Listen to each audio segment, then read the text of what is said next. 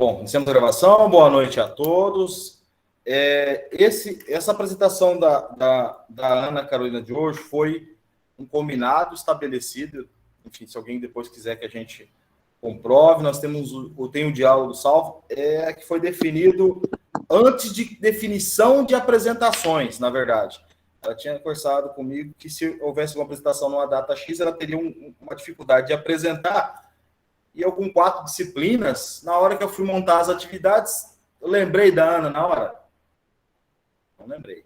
E aí ela já tinha me avisado que naquelas datas ela não estaria na cidade. Por isso que a gente mantém, mediante uma decisão anterior, a apresentação dela daquele primeiro trabalho. Tá? Qual que era a empresa mesmo, Ana? Tá para você já iniciar. BASF, né? Isso. Ana, tá para a gente já podemos iniciar, tá? A sala é sua. Vou desligar meu microfone agora. Boa noite a todos, eu sou a Ana Carolina e hoje eu vou falar um pouquinho sobre a BASF. Bom, a imagem acima nós temos a logo da empresa, que é a empresa química, e abaixo nós temos o slogan que a empresa usa. Nós criamos a química. E eles enfatizam muito isso, dizendo: criamos a química para um futuro sustentável. Combinamos o sucesso econômico com a proteção ambiental e a responsabilidade social. Então, eles visam muito esses 3 direcionamentos: o econômico, o ambiental e o social. A BASF tem 157 anos de existência. Só no Brasil ela tem 111. Ela conta com mais de 110 mil colaboradores que trabalham para contribuir com o sucesso dessa empresa em quase todos os setores e em quase todos os países do mundo. A BASF ela tem uma divisão de 11 agrupadas em 6 segmentos. Então, uma é de produtos químicos, outra de materiais, outra de soluções industriais, uma de tecnologia e superfície, outra de nutrição e cuidado e a outra de soluções agrícolas. Elas usam essa abordagem diferenciada para conduzir o seu negócio de acordo com a exigência específica de mercado e ambiente competitivo. Então, para cada ela usa uma cor para identificar esses segmentos. Eu vou falar um pouco rapidamente de cada um deles. O segmento químico, ele é usado de alicerce e estrutura para todos os demais segmentos. E dentro da química, ele tem o petroquímico e o intermediário. Bom, a petroquímica de produtos químicos básicos e especialidades de alta qualidade, adaptada às necessidades de clientes internos e externos, que serve de matéria-prima para produtos com dispersões, tintas, revestimentos, plásticos, materiais, isolantes e produtos de higiene. Nesse da petroquímica, eu trouxe o exemplo da Suvinil, que a tinta Suvinil, ela tem um composto da matéria-prima da petroquímica. Dos intermediários e especialidades que são utilizados como precursores de produtos de revestimentos, plásticos, fibras têxteis, produtos farmacêuticos e fitossanitários. E na figura abaixo eu trouxe um comprimido que o intermediário ele vem nos produtos farmacêuticos para a composição daquele remédio do ibuprofeno. Materiais de performance e monômeros. Isso. Para esse segmento de materiais, ele usa os materiais mais avançados e os seus precursores para aplicação para novas aplicações e sistemas. Aqui nos materiais de performance, eu trouxe as especialidades de poliuretanos, termoplásticos, espumas para setores como transporte, construções, bens de consumo, bem como para aplicação industriais. Então, aqui eu trouxe essa figura do plástico industrial para mostrar que ele é um material de performance da parte dos materiais. No monômeros, iniciatos, isocianatos e poliamidas, bem como commodities inorgânicos e especialidades para setores como plásticos, automotivos e construção. Nesse caso dos monômeros, eu trouxe a soda cáustica, que ele tem uma composição para os bens de construção. As soluções industriais, ela consiste na dispersões de pigmentos e químicos de performance. A dispersão de pigmentos é a matéria-prima utilizada para formular produtos nas indústrias de revestimento, construção, papel, impressão, embalagem, adesivo e eletrônicos. E ali, mais uma vez, eu trouxe a Suvinil, que ela usa a resina, um dos pigmentos para a resina da BASF. E produtos químicos de performance, produtos personalizados para diversas indústrias de clientes, bem como produtos químicos, plásticos, bem de consumo, energia, recurso, bem como outros setores, setor automotivo de transporte. Aqui nessa parte de químicos eu trouxe a imagem do fluido de freio que ele usa no setor do automotivo. Nesses segmentos, eu vou falar um pouco da performance, da parte do material, da parte do químico, vai ser repetido. Da parte do farmacêutico, ele vai aparecer lá na frente também, que é outra parte da matéria-prima que utiliza também em produtos farmacêuticos, em produtos automotivos, em plásticos. Então, cada segmento desse, ele é usado em uma parte da matéria-prima para a produção desses produtos. Tecnologia de superfície, catalisadores, revestimentos químicos para construção. Os catalisadores automotivos e catalisadores de processos e tecnologias, materiais de bateria, serviços metálicos, preciosos e básicos. Então, aqui eu trouxe um catalisador de automóveis, eu trouxe essa imagem porque eu não conhecia, e eu acredito que as outras pessoas, a maioria também não conheça.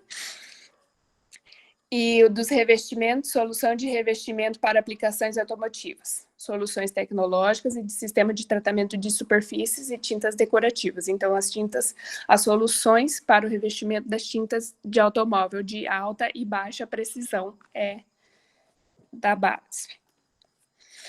Nutrição e cuidado. Bom, os produtos químicos para cuidados, ingredientes para produtos de limpeza e cuidados com a pele e cabelo, ingredientes para detergentes e produtos de limpeza de casa, instituição ou indústria, e os ingredientes químicos e aditivos de processo, por exemplo, para a proteção de culturas, recipientes para processos químicos. A primeira figura dos ingredientes de skincare, né, que é os cuidados com a pele. Logo após tem aí a imagem dos detergentes, produtos de limpeza, e os produtos químicos é aquele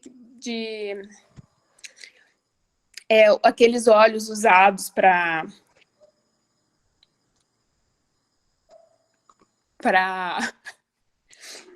refrigeração. Isso, de motor, de carro. Isso aí. Nutrição e saúde. Aditivos para a indústria alimentícia e alimentar. Daí tem aí o ômega 3, de enzimas industriais do bioetanol para a produção de alimento. Eu trouxe o bioetanol do milho, né? Sabores e fragrâncias naturais e sintéticas. Recipientes para indústrias farmacêuticas e ingredientes farmacêuticos ativo de alto volume. Então, cada uma dessas imagens é referente a um desses tópicos, né? A solução para a agricultura.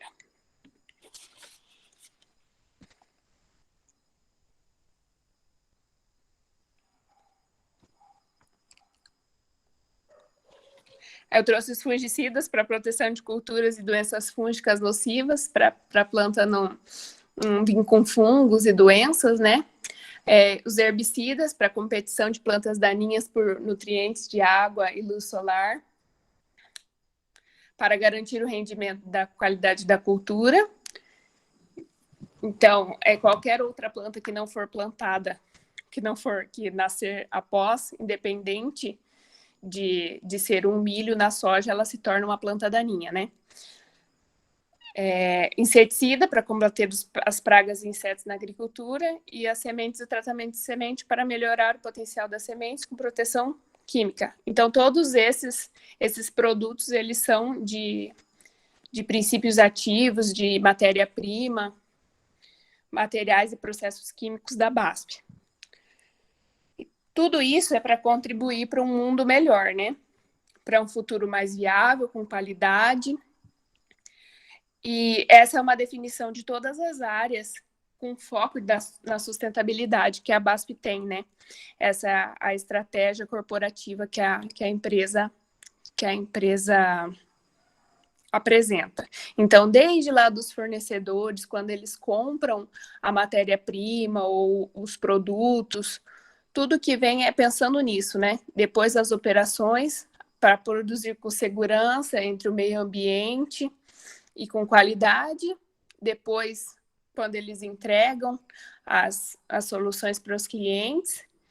E no final lá, pensando no futuro sustentável da humanidade. Aqui é um conceito da economia inteligente e integrado que eles têm no desenvolvimento dos produtos dele, que eles utilizam desde da produção, da utilização e a reutilização dos produtos ao longo do ciclo, né? Então, eles procuram manter os recursos durante o máximo do tempo, minimizam os resíduos eliminados e extraem o valor máximo dos produtos, para no final recuperar e regenerar os produtos e materiais do fim da vida útil. Então, aqui está todo o ciclo de como é utilizado esses recursos. E o direcionamento da solução sustentável que a BASF usa, indicando os fatores e a questão das indústrias nas quais elas utilizam os produtos. Então, eles foram classificados em quatro elementos, né?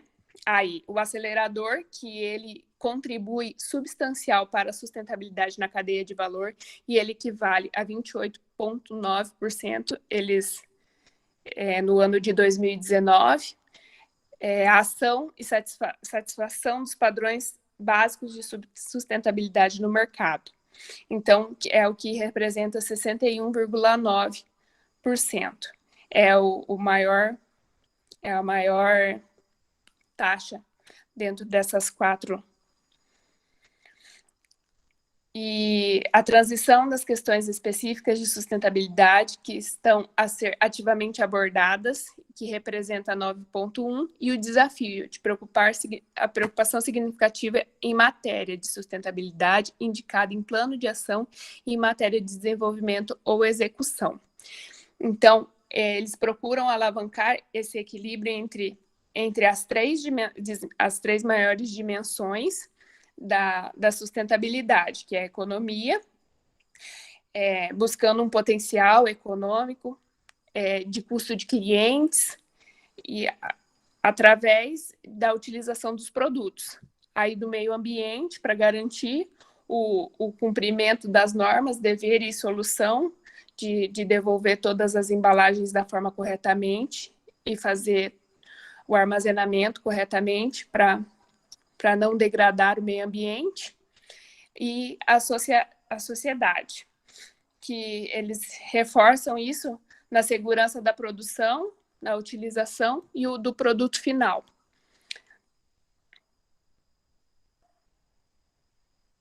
Então, cada uma dessas três soluções é atribuída a esses fatores de acelerador, ação, transição e desafio, conforme cada uma contribuição para a sua sustentabilidade. Então é isso, eu agradeço a atenção de todos.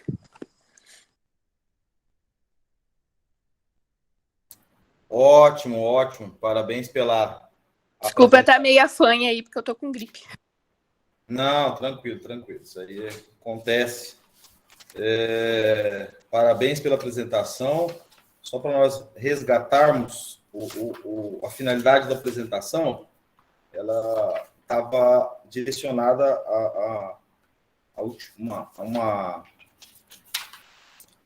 às forças de Porter. Então, nós tínhamos que trabalhar um pouquinho relacionado ao que se tratava, né? Ou direcionar os recortes, mas ficou livre também para que vocês pudessem apresentar empresas. Alguém tem alguma pergunta antes que eu faça as minhas? Professor, eu vi eu abri aquele artigo, mas eu achei ele mostra mais a diferença, né, entre num ano e no outro de como foi o crescimento a partir de 2020, como que a empresa se desenvolveu através disso, como que foi as vendas, como que foi a matéria-prima, né? Certo. Porque, deixa eu só abrir, aí eu completo a sua fala. Alguém quer fazer alguma pergunta com relação à apresentação, alguma dúvida? Alguém? Da minha parte, não, professor. Obrigado, Ângela. Os demais. Tranquilo, professor. Beleza. Tranquilo, né? Realmente, só para a gente ter uma pincelada do tamanho dessa empresa, ela participa de inúmeras, né, linhas que foram citadas: química, materiais, superfície, nutrição, cuidado, agricultura. Eu acho que eu esqueci de anotar uma aqui. Foi a última. Materiais, obrigado. E normalmente seus produtos não levam seu nome. Eles estão lá com símbolozinhos paralelo da sua origem, mas normalmente eles na sua estratégia, eles não estabelecem uma marca de produto, de venda. Eles não estabelecem essa relação, mas eles estabelecem o crescimento, a ampliação, a disponibilidade desses materiais, a pesquisa, que é o suporte fundamental para que se tenha esses produtos no mercado e quem usa a bandeira, né, que vai estabelecer a marca, vai poder ter uma garantia de que a BASF fez todas as pesquisas, enfim. Então, o suporte deles de pesquisa é muito grande. Eu entrei rapidamente enquanto... Oi, Tatiane. Pois não.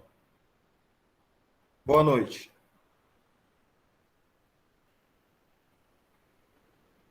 Fica firme aí, Tatiane. Pode falar, Ricardo. Também. Não sei se a Tatiane... Só uma dúvida. Qual que é o país de origem da BASF? Sabe, professor? Vamos aqui. A Noruega? Não? Deixa eu só... Eu entrei aqui no site, né, na BASF Brasil. Mas ela é internacional. Eu vou buscar aqui certinho a origem dela. Ela é alemã, até onde alemã? Eu vi a empresa, a matriz, né, é alemã. Ah, tá. Eu estava na dúvida se era norueguesa ou se era de outro país. É alemã, tá certo. Obrigado. Professor. Oi. Então, quando eu conheço a marca já faz algum tempo, né, que a maior parte da minha vida eu trabalhei com agricultura. Até hoje ainda trabalho, né, na parte da agricultura. Então, eu só conheci a BASF pela agricultura. E foi fazendo esse trabalho que aí eu fui no site procurar mais informações daí, em cima daquele artigo que eu ia montar o meu trabalho. Mas eu vi que é tão amplo e a maioria das pessoas não conhece que ela é tão grande assim, né, que ela tem tantos segmentos. Eu até achei engraçado das bandeirinhas aí, que cada uma representa um segmento, que é tudo bem organizado, que tem todo um direcionamento, né? E os produtos que realmente levam o nome são os produtos agrícolas. Exato. Eu acho que eu vou tentar compartilhar aqui minha tela sem sem atrapalhar a sua. Tanto que eu coloquei esses daqui, todos eles têm o símbolozinho da BASF. O dos demais, nenhum consegui achar nada que fala de matéria-prima, nem nada. Quando eu vi que eles dão ênfase na indústria farmacêutica para o ibuprofeno, eu tentei achar se tinha algum laboratório da BASF no ibuprofeno. Eu já vi algum outro remédio, mas eu não consigo me lembrar qual que é da indústria da BASF. Mas do ibuprofeno eu não achei. Todo mundo vendo minha tela? Está compartilhado? Sim. Sim. Tá sim, prof. Ó, fundado em... Agora, vamos lá, né, pro alemão, né, pro Mainz, não sei. 6 de abril de 1865 para a produção de corantes. Esse é o senhor Friedrich Engholm, fundador da BASF. 1856, eles começaram, mas o primeiro produto foi corante sintético. E aí foi o que foi explanado de forma bem estimulante, porque quando você... Aqui vem um pouquinho toda a história de 1800, né? 1800 e pouco. Vou pegar um pouquinho as imagens que eu tinha aqui, ó. Isso aqui eu peguei no site da BASF Brasil, um pouquinho da história, ó. E aí eles transformaram num processo, eles estabeleceram num processo evolutivo aqui, com recortes temporais, para representar sobre a empresa. Olha, é um tema, assim, muito bacana. É uma empresa, como a Ana falou, é uma empresa que ampla participação e é aquela empresa quieta, vamos dizer assim, porque o que importa para eles, de certa forma, é o resultado. E eu não sei quem está na aula aqui hoje comigo, que é da aula de administração financeira. É você, Ana? Sou eu, prof. Olha só o modelo do fluxo de caixa deles do terceiro trimestre. Alguma semelhança com a sala de aula? Sim, né, professor? Total. Total, ó. Quando eu olhei aqui, falei, vou mostrar, porque ó, eles usaram o mesmo método direto que nós praticamos, ficamos umas 3 aulas, né? Até estabelecer certinho, exatamente, ó, o mesmo modelo para chegar. Isso aqui é o demonstrativo do terceiro trimestre. Sim, esse aí, se tivesse pego esse trabalho para fazer na administração financeira, tinha pegado esse daí também, né? Que eu já tinha visto, eu olhei tudo, eu não sabia nem por onde começar. Falei, eu vou falar dos produtos para ver se... Vou apresentar os produtos, né? Mas bacana. Ó, parabéns. Pena que nesse momento... Deixa eu parar minha apresentação para retornar aqui. Nosso tempo está limitado, nós temos mais apresentações hoje. Passo novamente ao grupo, se tiver alguma pergunta, é agora ou o casamento. Cálice para sempre, né? Não vamos usar o termo cálice, né? Passamos a bola para sempre. Podemos? Já passei, Podemos. então. Não. Obrigado. Ó, palmas para a Ana. Obrigado. Pode aprofundar aqui, ó. A BASF tem muito conteúdo. Eu vi apresentar. Que dia que você vai apresentar o TCC? Eu peguei a lista, fiquei curioso dos temas. O que eu lembro de cabeça aqui é da ferrovia, que a Ivanilson vai apresentar. Acho que é quarta, Ivanilson? Estou falando todo mundo quarta-feira, estou errando. Quarta, professor. Até que acertei, quarta-feira, que eu vi os temas aqui. Ó, a Giane, deixa eu lembrar aqui. A Giane é sobre uma loja, um comércio local. Certo, Giane? E eu vi 2, 3 trabalhos sobre fidelização de cliente. Bem interessante esse tema, fidelização de cliente. Mas... Do TCC, professor? Isso. Isso, foi o comparativo do produtor e uma cooperativa da região. Exato. Eu olhei os títulos lá certinho. Não vou ser de curioso, não, mas boa sorte para vocês, tá? Boa sorte mesmo. Eu vou apresentar ano que vem presencial. Eu tenho uma matéria para fazer ano que vem, daí eu vou fazer ele ano que vem sozinha. Isso, mas eu fiz essa estratégia também, não posso fazer na minha graduação, e eu acho que, enfim, se nós temos o tempo estratégico para isso, né? Não pode. O jubilar, acho que agora não sei se mudou, mas acho que 7 anos, 8 no máximo, mas não jubila, não. Não, professor, é só uma matéria que eu tenho e agora o TCC, então. A matéria que eu faço do senhor, né? É uma DP. E aí eu vou fazer a da Dani o ano que vem e o TCC. Ótimo, parabéns. Eu também vou apresentar o ano que vem, professor. TCC. Também? Qual que é o seu tema, Ricardo? Então, o meu no pré-projeto eu tinha falado sobre fidelidade de cliente também, né? Mas eu não sei se eu vou manter esse tema, se eu vou mudar ainda. Estou vendo. É um tema. Eu falo de fidelização porque eu fiz fidelização de clientes também, É? na época numa empresa de Amambai. Uhum. Né? Qual que é o seu tema no projeto, Ana? O meu é gestão de estoque de armazenamento de produtos agrícolas.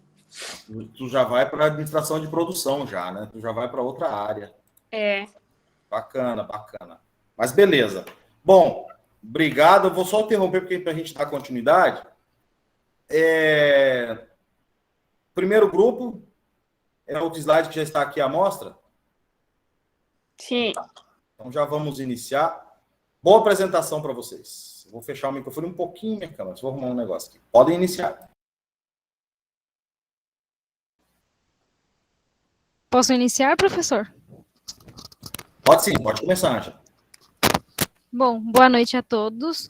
O nosso grupo vai falar sobre fatores críticos na implementação do Balance Scorecard. O grupo é formado pela Ana Carolina Ronaiser Cardoso, Marlon do Nascimento Azeredo, Ricardo José Pedro Leme e quem vos fala, Maria Ângela Benítez Azambuja. Próximo slide. Resumo. Existem diversas abordagens na literatura enfatizando a importância de promover o alinhamento estratégico e o seu desempenho operacional. Um dos modelos mais difundido é o Balance Scorecard, BSC. Próximo slide.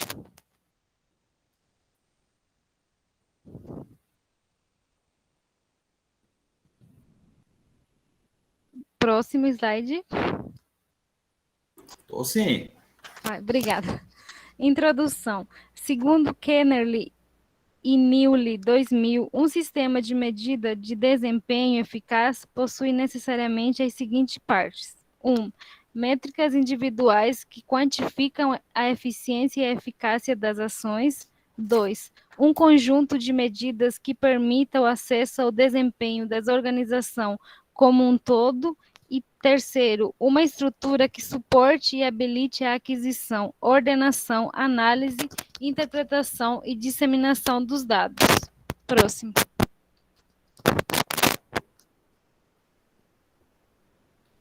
Os métodos atualmente mais referenciados são os Balance Scorecard, BSC, criada por Kaplan e Norton em 1992, a pirâmide de desempenho Performance Pyramid, criada por Kirsten Van Dromgelen em 2000, e a Prisma de desempenho Performance Prince Kennedy e Nerly, 2000. Dentre os quais o BSC tem se tornado o mais difundido nas empresas. O BSC é uma metodologia que veio de hardware, né, criada por David Norton e Robert Kaplan. O objetivo era materializar os sonhos das organizações, né? E o modelo que eles apresentam não é um modelo tradicional. A estratégia é diferente dos modelos tradicionais, né? Não vincula somente o financeiro, né? Eles medem o desempenho das organizações e logo definem as estratégias. Os pilares do BSC são 4, né? Os pilares que eles definem, que o primeiro é o financeiro, né? O segundo é o mercado ou clientes. O terceiro é o processos internos. E o quarto é o aprendizado ou inovações e crescimento. O próximo slide, o nosso colega Ricardo vai passar para vocês e falar mais um pouco sobre o assunto.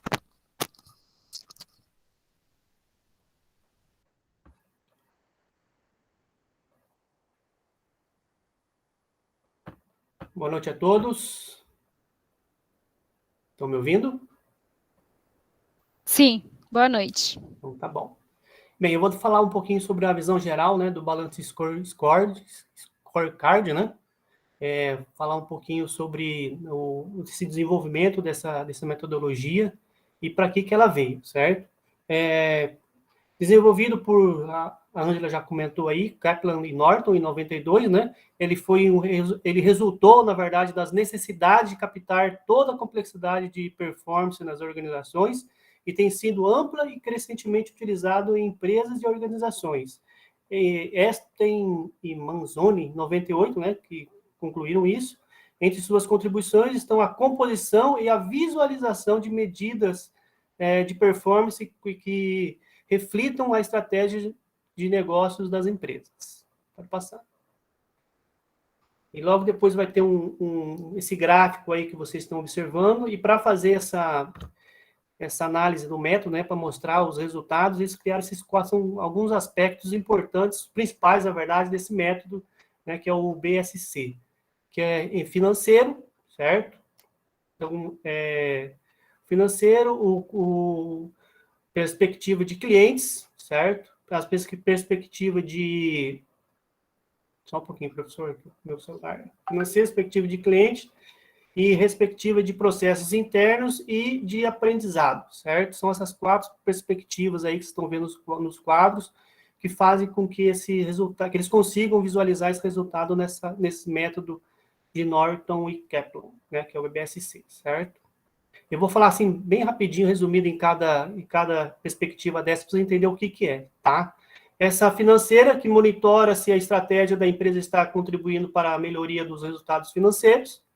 A perspectiva do cliente, que pressupõe a definição de quanto ao mercado e os segmentos nos quais a organização deseja competir. A perspectiva de processos internos, né, são os indicadores de perspectiva dos clientes e dos acionistas que devem ser apoiados pelos processos internos. E a perspectiva de aprendizado, né, que é o crescimento das empresas com condições a serem cada vez maiores, que são empresas com capacidade de aprender. Então, para a empresa ser, né, cada vez maior, ele tem que ter essa capacidade de aprender, senão fica difícil a empresa crescer, tá? Então, esses são os aspectos, principais aspectos do método, o método do BSC. Logo depois disso, depois dessas perspectivas, eles têm também 4 processos principais para que essas perspectivas consigam fazer a visualização de todo o método, que são essas aí que está nesse quadro agora, que é o processo de tradução da visão, de comunicação e ligação, e o feedback e o planejamento de negócio, certo? E nada mais é que esse processo de tradução e da visão, que ajuda a contribuir com o consenso em torno da visão estratégica da organização. Esse processo de comunicação e ligação consiste em comunicar a estratégia no sentido vertical e horizontal da estrutura, né, ligando os objetivos aos objetivos departamentais e individuais. Depois tem o processo de planejamento do negócio, né, que consiste em colocar os recursos e definir a prioridade de acordo com as metas estratégicas. E o processo de feedback, né, que é o aprendizado, de feedback e aprendizado, que é dar à organização a capacidade de aprendizado estratégico, ou seja, fazer a gestão estratégica do processo contínuo, né? Então, depois que eles visualizaram tudo isso, eles montaram esses processos para que eles possam ter o BSC bem estruturado para poder ter essa visualização completa das organizações. Ok? Próximo. Boa noite a todos. Eu vou falar sobre os aspectos críticos na implementação do BSC. Um dos problemas mais comuns diz respeito ao envolvimento do gerente nível sênior a partir do momento em que os executivos passam a delegar toda a estratégia do processo de implementação ao nível hierárquico e intermediário. Kaplan, 1999. Argumenta que esses gerentes intermediários não podem não estar preparados para entender a estratégia nem o projeto do BSC como um todo, não tendo nem autoridade e nem conhecimento dos processos necessários para o sucesso da implementação. Então, a dificuldade que eles encontram nessa implementação é com o uso significativo da parte dos recursos humanos e dos recursos financeiros. Então, sem esses resultados desejados, não é simples de implementar essa nova esse novo sistema de gerenciamento dentro das empresas.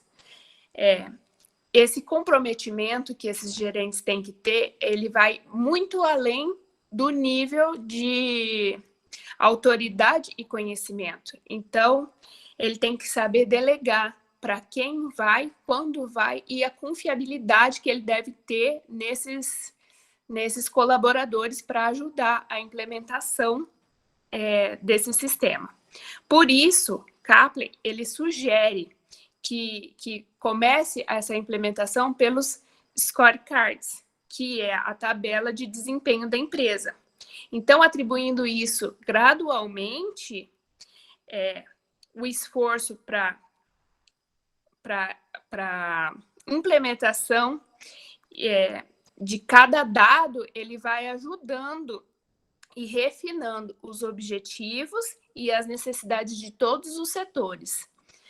Então, não é que é um trabalho fácil, que do dia para a noite vai começar essa tabela de desempenho. Mas vai ser um trabalho constante para chegar até os indicadores dos balanceados de desempenhos, que é o BSC, né?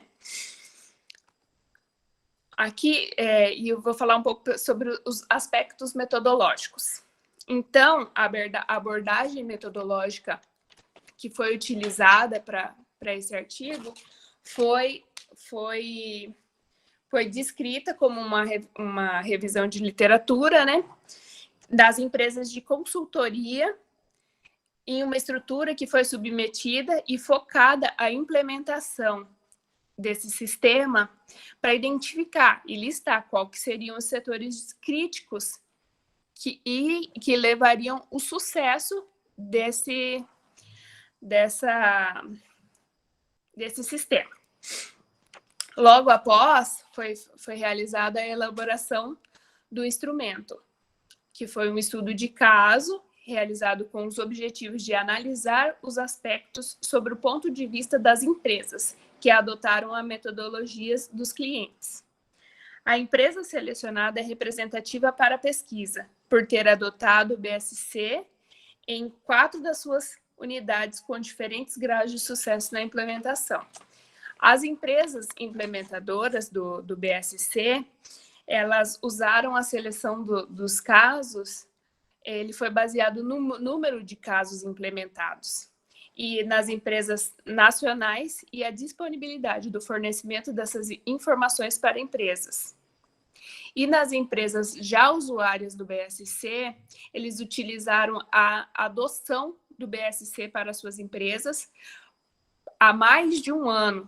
E aí eles passaram a ser clientes da BSC e deixaram de ter a consultoria de implementação e da BSC, que é utilizada para estudos ainda, né? Então, essa é a análise corporativa entre uma e outra. Uma foi implementada por conta que é fácil a disponibilidade e o fornecimento dos dados, nessa visão de estudo de caso, e a outra de usuários que eles deixaram de ser produto de estudo, né?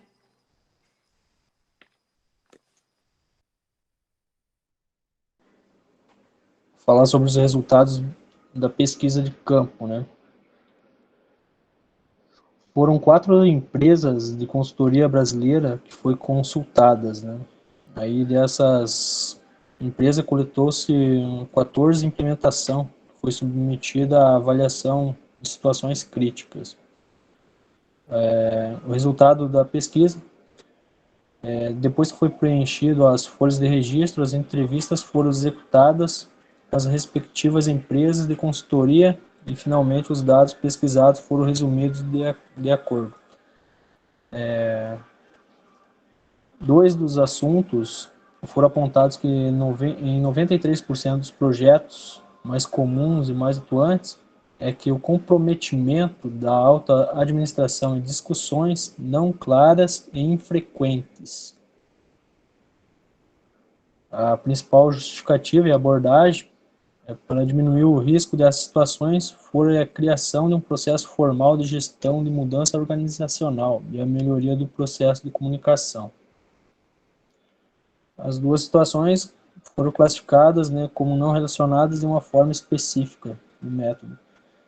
A terceira situação que foi encontrado, a mais comum, foi as 4 perspectivas não balanceada, que foi relatada em 79% dos casos. A BSC, ela é como um evento, como único evento e não como um processo contínuo. Essa questão teve um destaque em 64% das citações. Não dividir papéis e responsabilidades. Esse é um outro dado que representou 57% das citações.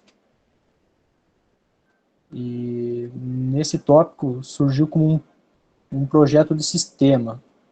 Uma observação coletada durante, né, a entrevista que exemplificava a questão, que a maior parte das empresas vê o BSC como um projeto tecnológico baseado no fato de grande incidência de projetos liderados pelo Departamento de Sistemas. Esse resultado, ele trouxe 3 questões menos relevantes, com 21% das ocorrências, na qual foi citado a ação isolada da alta administração, não conseguir traduzir a estratégia e implementar o BSC como template. A perspectiva das empresas clientes. Nessa parte, a empresa usuária do BSC selecionada como objeto de estudo, ela foi a terceira instituição financeira privada do Brasil. O processo de implementação ocorreu no início do final de 99, em 4 unidades de negócio do banco. Foi a unidade de varejo, o atacado, seguro e gestão do patrimônio. Esse plano de comunicação foi estabelecido com a implementação, usaram uma linguagem simples, criativa e de fácil memorização. A própria ferramenta foi introduzida na empresa com um nome diferente do original, PDG, Painel de Gestão, que é para facilitar a usabilidade entre os funcionários e a gestão. Eles trocaram o nome só para facilitar a execução do processo de implementação. Esse processo de implementação ele evoluiu com intensidade diferente em cada uma das unidades de negócios e algumas delas encontraram maior dificuldade em familiarizar-se com a ferramenta. Uma unidade que se destacou pela implementação do BSC foi a unidade de seguros. Então essa aí teve uma excelência positiva, né? Agora eu vou falar então sobre os principais resultados.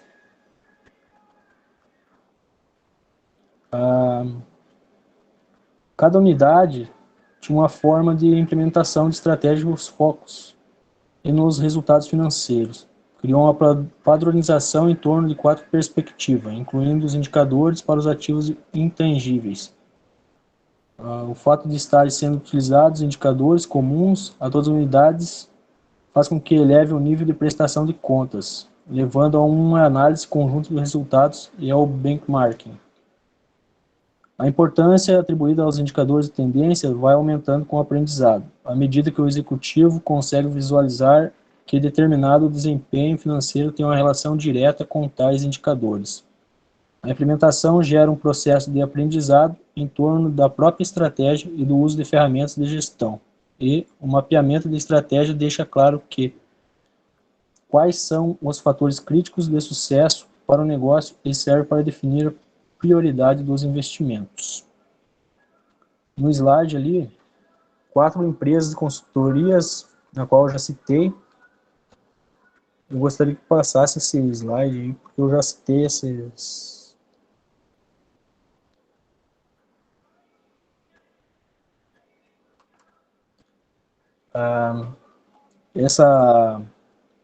Este mapeamento de estratégia deixa claro quais são os fatores críticos de sucesso para o negócio e serve para definir a prioridade dos investimentos. Então, teve uma perspectiva de resultados, uma perspectiva para os clientes, uma perspectiva interna e uma perspectiva de aprendizado e crescimento. Esse foi um roteiro para que fosse feito um contrato de gestão na primeira empresa, né? Esse contrato de gestão é constituído por objetivos individuais e desmembrados, né, nessas determinadas quatro perspectivas. Este aspecto ele é considerado crítico pela empresa. Por outro lado, existe a necessidade de expectativa da recompensa pelos objetivos alcançados e, por outro, a dificuldade na sua mensuração. Questões como a diversificação dos objetivos e qualidades de sua elaboração. A coexistência de objetivos qualificativos e quantitativos dificultam a comparação entre eles e a definição de critérios justos de recompensa.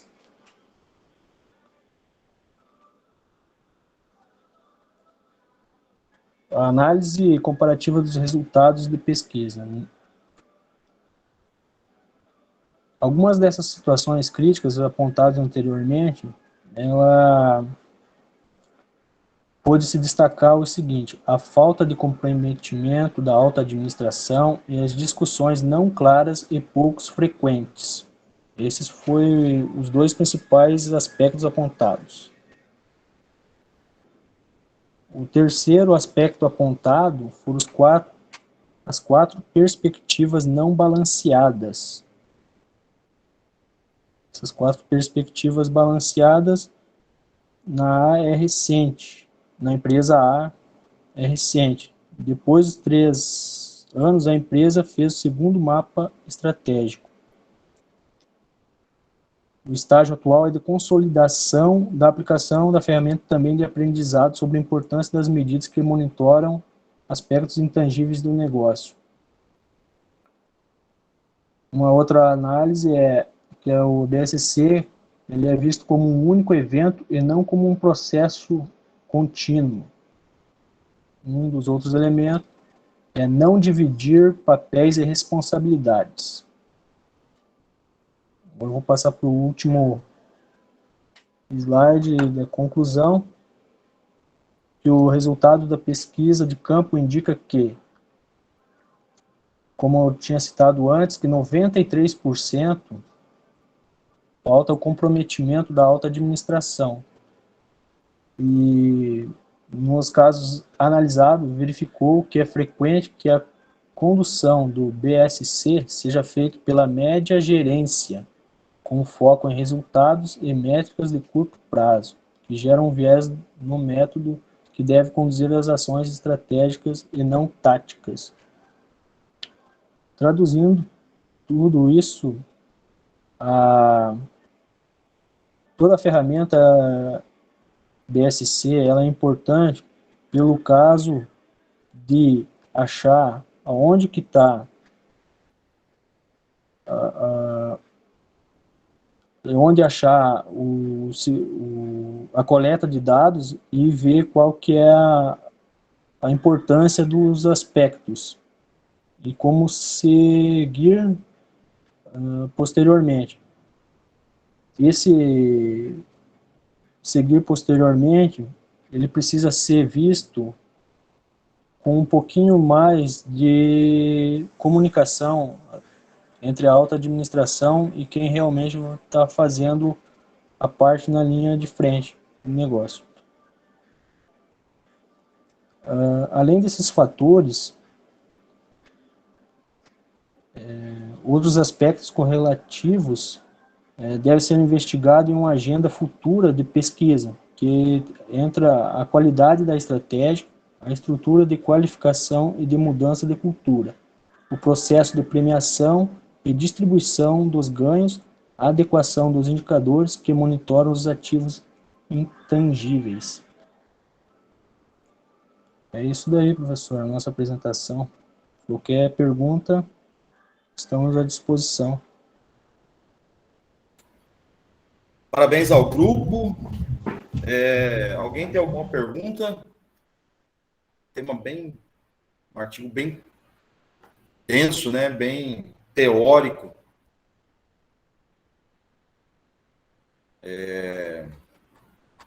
Parabéns a todos. Eu vi que vocês delinearam todo o artigo, toda a estrutura, fazendo todo o processo temporal de apresentação das etapas.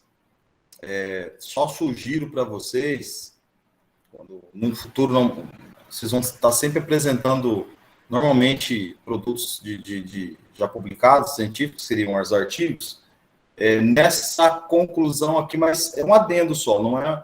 Tá ótima a apresentação. Como vocês estão apresentando uma publicação de uma pessoa, tentem... eu não vi no primeiro slide colocar quem que publicou o artigo, em que data, tá? De que universidade. E... Professor, foi uma falha minha, eu esqueci mesmo. No outro artigo que eu apresentei da matéria do senhor de matemática financeira, eu coloquei, e esse eu não coloquei. Não, tranquilo. E ele é, assim, opcional, mas é interessante o referencial teórico utilizado pelos pesquisadores. Uma parte só, tá? Não precisa estabelecer... Eu estou vendo aqui que utilizam uma parte, tem várias, mas é só para representar alguns pontos, mais tranquilo. Mas, assim, resumindo, né? Vou tentar aqui, porque nós temos vamos tentar mais uma apresentação para entrar na próxima aula. É que, quando eles direcionaram que eles precisavam identificar fatores críticos, tinha um viés para justamente eliminar esse problema. E como eles escolheram um modelo de pesquisa, onde estabeleceu que alguém ia definir as empresas, ia haver um processo como está aqui, né? Não é uma escolha, mas assim, eles terceirizaram, né, essa coleta, e não se definiu qual a empresa que estaria mais envolvida. Isso é um trabalho interessante que, assim, o que a gente pode analisar também para comparar? Um trabalho de 2005. Então, tem o quê? 16 anos. E se nós observarmos a filosofia, vamos tratar assim, do BSC, onde eles identificaram o quê? Que mesmo após 16 anos, ou naquele período, o grande problema era o comprometimento justamente daqueles que tinham que estar envolvidos. Que era o quê? O alto escalão, a alta administração, por eles acharem o quê? Pensa lá, o modelo é de 92, o artigo publicado em 2005. Vamos lá, que esse método tinha 10, 12 anos, o gestor deve pensar, não, esse modelo, para quê? Eu já sei o modelo que fez minha empresa se estabelecer. E se nós olharmos na atualidade, temos que fazer até um recorte temporal para ver se realmente esse índice de 93%, esperamos, né, porque está muito próximo de 100, que ele tenha sido reduzido e tirado esse peso das costas da média gerência. Porque o que seria esse peso da média gerência? É saber que ele não deixou aquela funcionária trabalhar fim de ano porque ela já estava há 3 anos trabalhando no fim do ano. Então, ela não foi só uma relação de dados. E aí, quem acaba tendo esse envolvimento de estabelecer esse processo, que eu peguei um ponto ali que envolve o quê? É aquela aprendizagem, crescimento, mas são 4 itens que precisam interagir nesse método para que a empresa não trabalhe apenas com números, mas também que trabalhe com essa... E aí nós vimos na aula, esse feeling do desenvolvimento humano, do entendimento do indivíduo.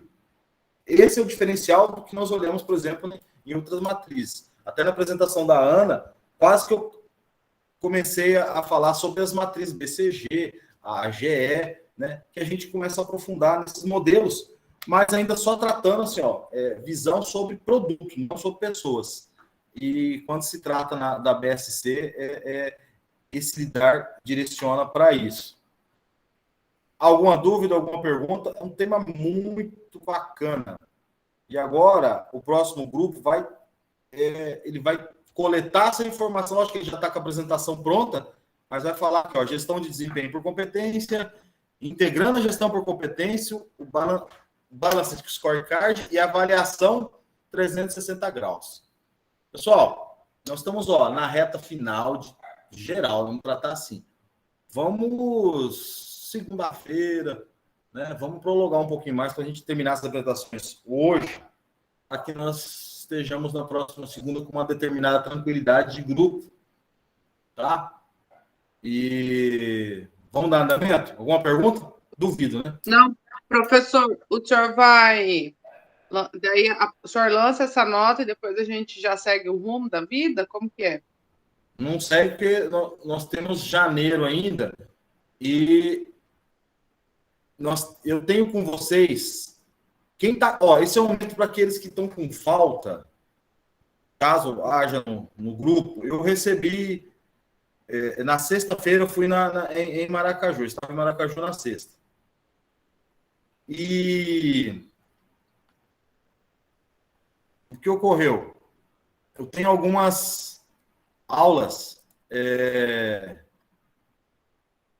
pendentes, porque eu entrei com o curso em andamento, tá? Então, o que ocorreu? Eu não comecei logo no início do mês de abril, então ficou... No caso do planejamento estratégico, eu tenho pendente, vamos tratar assim. Hoje é dia 13, né? 13, a próxima aula é 20. Então, dia 18, eu vou estabelecer e eu fiz isso na turma de sexta-feira. A Ana já sabe, né, que fizemos isso. Para planejamento estratégico também é uma aula assíncrona. O que seria a aula assíncrona? Vou falar rapidamente que é uma aula em que ela vai contar como presença daquelas aulas que eu não tive lá atrás, de uma atividade que eu posto, mas que eu não tenho contato com vocês. Eu não vou ficar online com vocês. Para quem conhece o termo, fica mais fácil. Para quem não conhece, é uma aula que eu vou ter que estabelecer essa abertura sábado para domingo do material, mas nós não vamos ter encontro. Não vai ter igual este momento. Vocês só vão ter que entregar uma atividade, tá? Relativo aí para justamente o que a gente posso fazer relativo ao que a gente está vendo atualmente. Mas se não, por exemplo, se não entregarem atividade, eu vou ter que estabelecer uma falta porque é relativo à aula lá de abril. Porque senão eu vou ter que ficar com vocês mais tempo e não tem como encaixar horário na grade aqui para essas aulas que ficaram lá atrás. E não é uma coisa só do estratégico, aconteceu também nas outras disciplinas ao qual eu estou com você. Em vez de O senhor vai colocar hoje essa aula e vai até quando daí?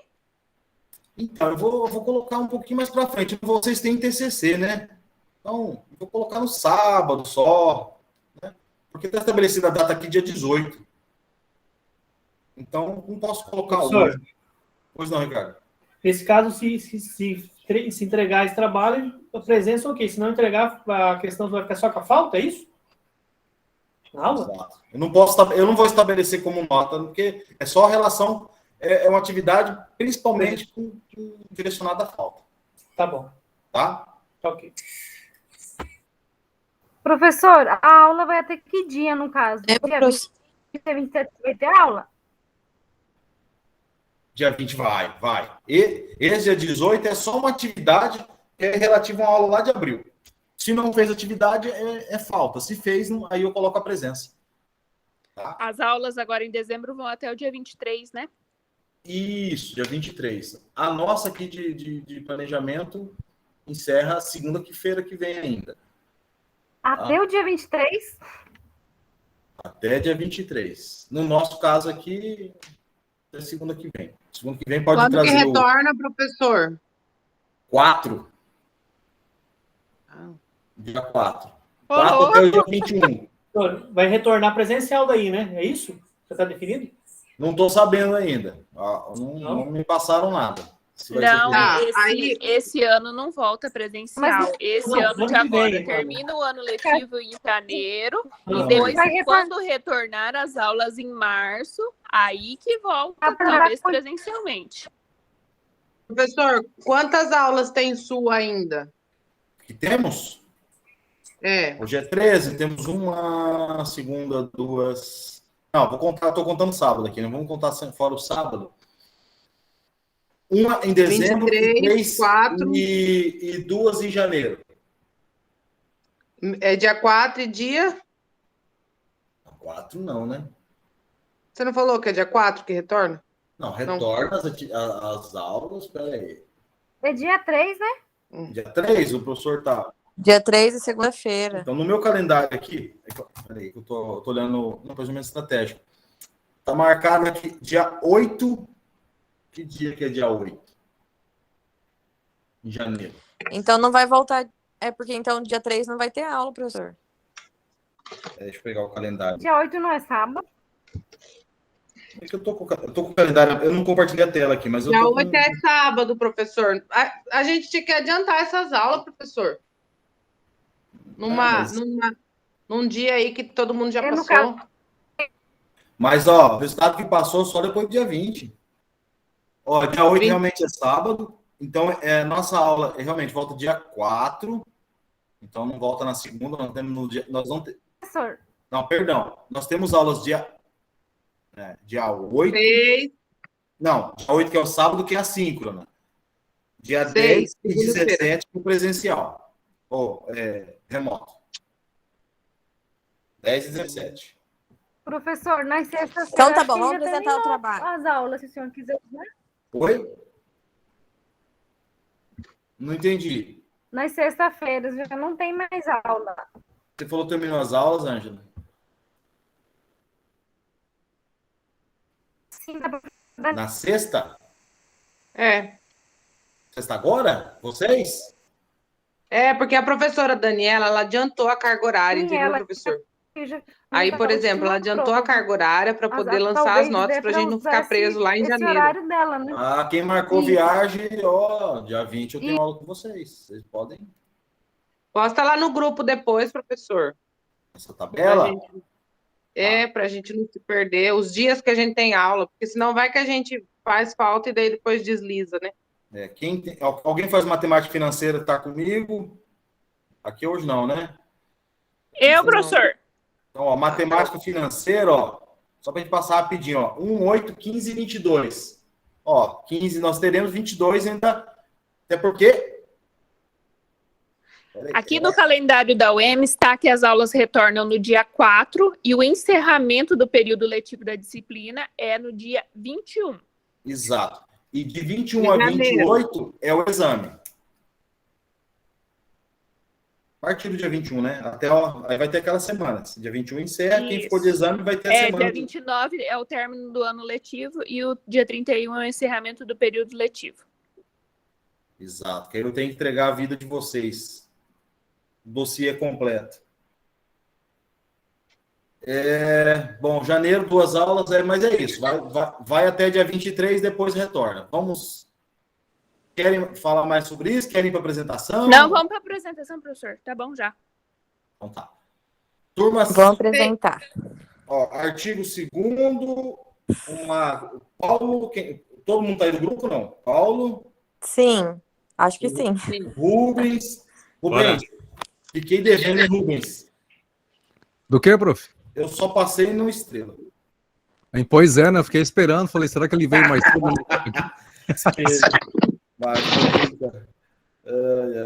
Bom, ó, gostei dos hotéis dos hotéis não, que eu fiquei só né? De Maracaju. Muito bom, boa hospedagem. Qual hotel que você ficou, prof? Vamos começar. Vamos começar. Não, Pousada do Bosque, que chama, né? Pousada da Serra. Pousada da Serra, isso. Gente, boa noite. Eu sou a Cláudia, vamos começar nosso trabalho. Os integrantes do grupo são eu, o Paulo, o Rubens e a Mariana. Pode passar.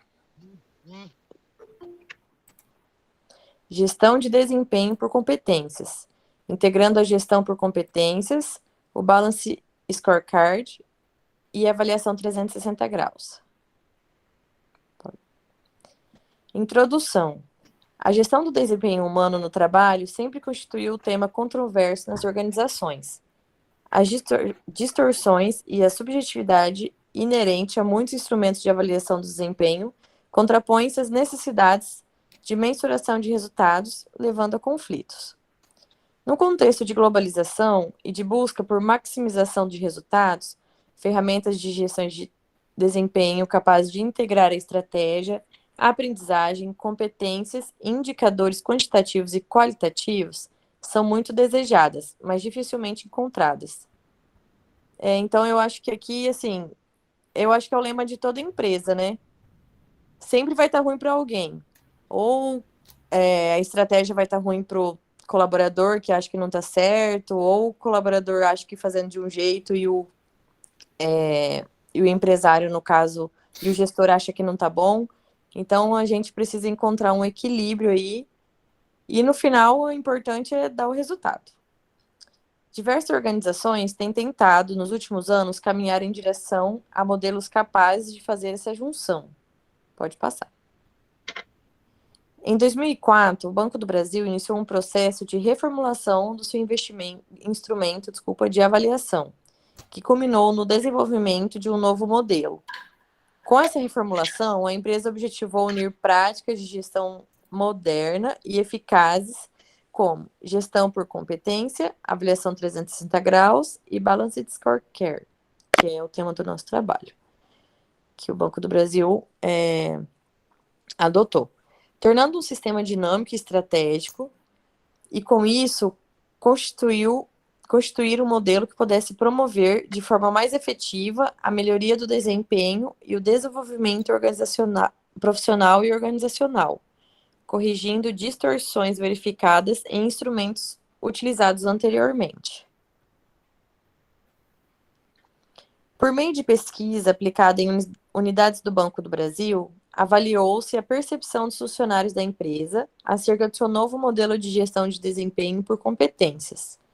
No decorrer dessa apresentação, vamos relatar a descrição da sistemática da gestão de desempenho da empresa, a metodologia e os resultados obtidos na pesquisa.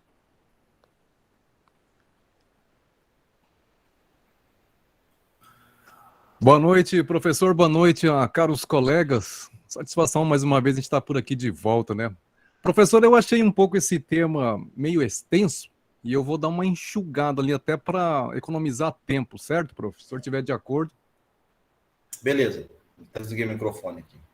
Ok. O conceito de competência e a gestão por competências. Antes de mais nada, prof, a gente precisa entender o que é o conceito de competência, que é a capacidade de utilizar o conhecimento para agregar valor e fazê-lo acontecer na organização por meio de mudanças e inovações. E a competência, para se tornar competência, ela precisa ser vista, ser enxergada pelos outros. Por exemplo, não adianta eu dizer que eu sou bom em uma determinada função se eu não sou reconhecido por isso. Vamos achar um exemplo aqui, por exemplo, um jogador de futebol. Não é ele que se denomina dizer que ele é bom. Simplesmente as pessoas enxergam, a mídia fala que ele é bom, os torcedores notam a excelência do futebol desse jogador. Pode passar, por gentileza.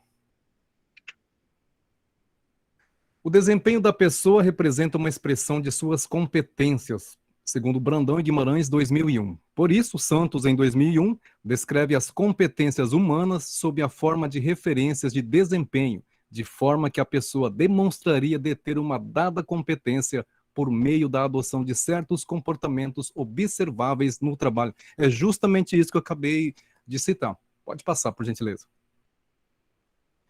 É possível, então, classificar as competências como humanas ou profissionais. Essa parte do humanas envolve mais o ser mais individualizado, a competência dele, nata. E já a organizacional, ela envolve mais a capacidade dele poder se trabalhar em grupo e estar juntando uma soma de esforços, vamos dizer assim. Tem um outro exemplo que a gente pode dizer, cadê? Deixa eu achar minha anotação aqui. E falando em competências humanas, as competências classificam-se em humanas, ligadas ao indivíduo, é justo que eu disse, e organizacionais. As competências humanas, elas possuem, que são as básicas, que é justamente aquilo que simplesmente a necessidade da empresa. Por exemplo, podemos ter ali uma empresa, um jornal, ele precisa de um digitador, certo? É a função básica, é a função que a empresa precisa. Mas aí tem uma outra função também, que são as essenciais, que é a de diferenciação, que oferece uma vantagem competitiva. E nesse caso, aí, além desse digitador, ele pode ser um digitador, mas se ele possui a capacidade dele digitar aí, vamos dizer, 20, 30 páginas por hora, já é um diferencial para ele. É o a mais que ele entrega. Temos também as funções técnicas, que são mais ligadas para os cargos gerenciais e cargos de chefia, certo? E já as competências organizacionais são as essenciais, que são fundamentais para a sobrevivência da organização. Me veio à cabeça isso, professor, por exemplo, uma olaria. Simplesmente ela só fabrica tijolos, simplesmente vai lá, faz todo o preparo do material deles, que é o barro, né, um barro específico, e só faz aquilo. Só sobrevive daquilo a empresa. Tem as mais distintivas, que são reconhecidas pelo cliente como diferenciais. São as empresas assim que, vamos dizer assim, mais... Por exemplo, essas empresas que oferecem serviço de planejamento, como é que é? Cozinha planejada. Eu acho que uma empresa que é um trabalho diferenciado. Aí tem as unidades de negócio, que é um pequeno número de atividades, e as empresas de suporte, atividades que servem de alicerce para outras atividades das organizações. Eu vejo isso, por exemplo, como uma fábrica de pneus, porque ela fornece, no caso, pneus para uma montadora de automóveis. Pode passar, por gentileza.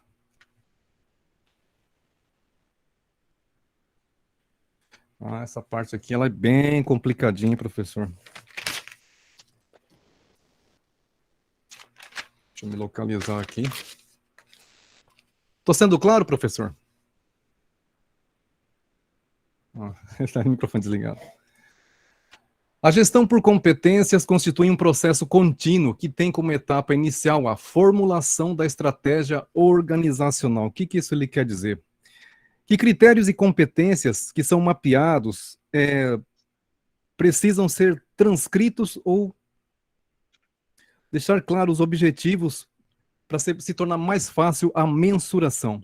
Quando se estabelece um objetivo dentro da organização, uma meta, esta meta, quanto mais mensurável ela for, mais fácil será a percepção do alcance ou não dela, no caso, a meta. Pode passar, por gentileza.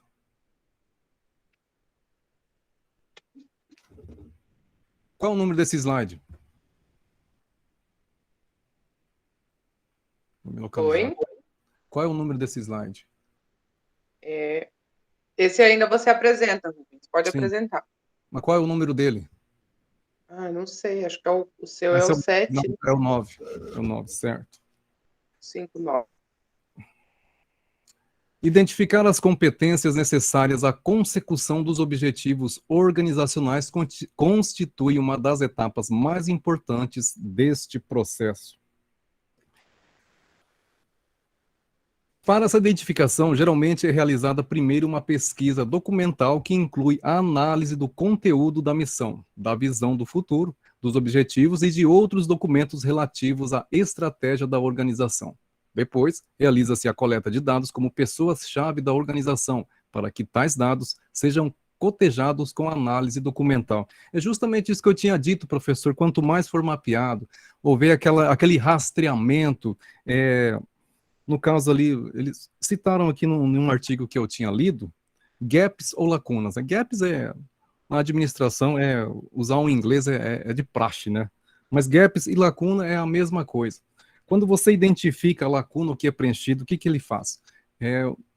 A gestão de competência, no caso, dá um treinamento específico para aquele colaborador, para aquela pessoa, justamente suprir aquela parte que está faltando. Isso aí engloba o treinamento da empresa, claro que tem todo um rastreamento das competências humanas, no caso do indivíduo, para poder servir a essa lacuna. E se isso não ocorrer dentro da empresa, porque a prioridade seria dar essa oportunidade para os colaboradores já internos. E caso não haja nenhum, aí a empresa se vê no direito de recorrer a pegar ao mercado de trabalho, né, para fazer um recrutamento de pessoas que tenham a determinada habilidade. Boa noite. O meu microfone está bem nítido, professor? Alô? Oi? Positivo, eu dei um sinal aqui de Schmidt, acho que você não viu, mas tá assim. Não. Então, vamos lá. Na realidade, ali nós vamos verificar, então, o principal conceito e as características do Balance Scorecard, né? Então, ali, na realidade, ele tem um histórico que ele faz parte de um processo de avaliação de desempenho organizacional. E o que acontece? Antigamente, todo esse processo ele era utilizado em relatório financeiro. Só que o que acontecia? Quando esses relatórios eles expressavam a lucratividade e a rentabilidade sobre o patrimônio, eles estavam explicando sobre o passado. Então, eles não conseguiam adquirir as informações futuras, o que acarretava, muitas vezes, na falta de informação para tomar iniciativas, né, em novos desempenhos dentro da empresa, em novas contratações. Então, o que aconteceu? Foi visto que existia uma necessidade de aprimorar esse mecanismo tradicional. E o Kaplan e o Norton, em 97, eles desenvolveram um instrumento gerencial que ele procurava justamente isso, avaliar todo o resultado e mensurar, né, os ativos, tanto tangíveis quanto intangíveis da empresa. Porque o que acontece? Muitas vezes era focado apenas no produto em si, e esquecia da qualidade do funcionário, do atendimento ao cliente, dos processos. Então, esse instrumento ele foi denominado como Balanced Scorecard, né? O BSC. Aqui nós podemos ver na imagem que ele mostra no círculo dele de instrumento, que ele vem como aprendizagem e crescimento, que é o conhecimento e a habilidade dos empregados, porque eles são fundamentais para a inovação e para a melhoria da empresa. Os processos internos, porque a partir disso eles conseguem ver claramente se existem funcionários, se todos os processos estão sendo empregados e se todos esses processos empregados estão sendo desenvolvidos por profissionais capacitados e se os mesmos estão sendo motivados dentro do seu ambiente de trabalho para melhorar esse processo. De contrapartida, nós também temos os clientes, porque os clientes, eles que dão nossos feedbacks, eles estão satisfeitos e estão procurando o nosso produto, tanto no pós-venda, no pré-venda, porque é o cliente que faz parte e é o essencial da origem do produto. E da forma financeira, como eu mensurei lá, que historicamente eram feitas essas análises a partir dos relatórios financeiros, nós podemos ver que ali a gente vai conseguir mensurar também se os nossos clientes eles estão nos dando resultado positivo em cima da melhoria do atendimento deles. Então, o que acontece? O que o Kaplan ele fez? Ele preservou lá as medidas financeiras tradicionais, mas ele focalizou em outras 3 perspectivas, que era o cliente, o processo interno e a aprendizagem. Então, o que aconteceu? Ele colocou ações e medidas de curto, médio e longo prazo, para poder mensurar gradativamente como estava sendo empregado esse instrumento dentro da instituição. E isso ele foi organizado com as 4 perspectivas, como eu já expliquei lá para vocês, né? Então, o financeiro ele estava expressando as medidas de lucratividade, clientes, ele servia para identificar e saber se a segmentação estava correta dos produtos, se a manutenção dos produtos estava de acordo com aquilo que tinha sido pré-estabelecido. Os processos internos, eles servem para orientação e aperfeiçoamento, e esses indicadores que ele utiliza no processo interno, ele é voltado para a qualidade do serviço, para o índice de produtividade, entre outros, que isso também serve para o próprio colaborador ele ter o plano de carreira dele dentro da empresa. Então, esse aprendizado e crescimento ali, que também é uma perspectiva que utiliza, ela age sobre o fator que a empresa considera que é necessário para gerar crescimento e melhoria a longo prazo, né? E isso instituído dentro do clima organizacional. Também tendo essa visão sobre a competência do funcionário e como ele também disponibiliza tudo isso dentro do sistema de informação da própria empresa. A avaliação do desempenho por múltiplas fontes, ela é bem interessante, porque ela caracteriza o subsistema da gestão de pessoas. Porque, olha só que interessante, né? Lá em 97, eles conseguiram já visualizar que não era só apenas a gestão de pessoas, que nós deveríamos de caracterizar isso a partir do desempenho dessa pessoa, que ele não precisava ter a pessoa correta, ele precisava saber se a pessoa correta estava desempenhando um bom papel dentro da instituição. Então, o que aconteceu? Ele colocou dentro de todos o desempenho disso, as atividades do planejamento, o acompanhamento e a avaliação desse trabalho, né? Que tinha como objetivo essa perspectiva funcionalista, é saber realmente se está dando resultado tudo que tem sido aprimorado dentro do desempenho das pessoas. Então, o desempenho humano, hoje, ele é expresso numa função de comportamentos. O que acontece? Quando nós vamos exercer uma avaliação voltada para a subjetividade, né, à medida que se baseia na observação do avaliador a respeito do avaliado, ela é muito minuciosa. E, no entanto, ela também pode ser que leve para o lado pessoal, né? E o que aconteceu? Quando eles desenvolveram essa ferramenta, eles também utilizaram essa avaliação no feedback 360 graus. Porque o que acontece? Essa avaliação, ela abrange outras formas do colaborador ser avaliado, de quem está passando por esse desempenho, ser avaliado por outros méritos e por outras visões, até por ele mesmo, para ele fazer essa autoavaliação, né? Então, dentro disso, ele tenta obter o maior número de informação do funcionário que está desempenhando esse papel. A ampliação da quantidade de pessoas, ela permite que não seja distorcido as informações, né? Porque o próprio colaborador, ele vai estar sendo visto de vários ângulos da empresa e sendo avaliado por vários critérios. A gestão de desempenho dentro do Banco do Brasil, quando eles quiseram elaborar essa ferramenta, quando eles quiserem implantar essa ferramenta, eles já tinham, na verdade, um instrumento de desempenho que eles utilizavam em 1960. Olha só como que né? A gente ter todo esse artigo nosso que a gente está apresentando é de 2008. Então, olha a quantidade de décadas que nós precisamos ter, e nós estamos em 2022 e ainda é uma novidade para nós que somos alunos de administração. Mas são ferramentas que a cada ano que passa, elas são cada vez mais desenvolvidas dentro também da mão de obra, do colaborador, né? E o colaborador em si como o próprio cliente da empresa, porque ele que utiliza todas as ferramentas desenvolvidas para a empresa. Então, quando foi em 1960, eles tinham esse instrumento que avaliavam, né, o desempenho de funcionários. Só que foi em 1998 que ela aperfeiçoou o processo.